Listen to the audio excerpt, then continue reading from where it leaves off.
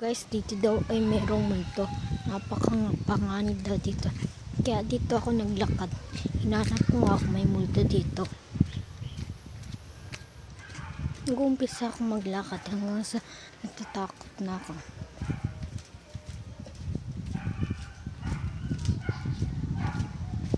Sa parting ito may nakikita ba kayo? Comment mo lang guys. At follow nga ako sa description.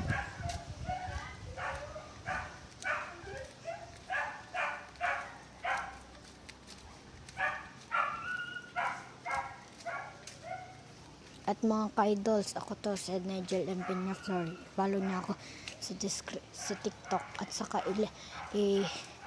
i-subscribe niya ako sa YouTube.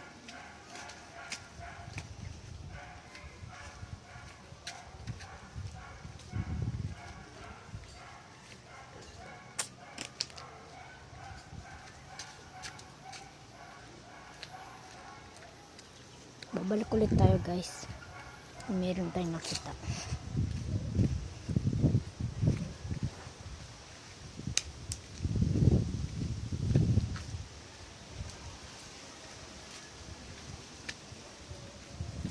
So guys, kung may nakita kayo, sabihin nyo lamang.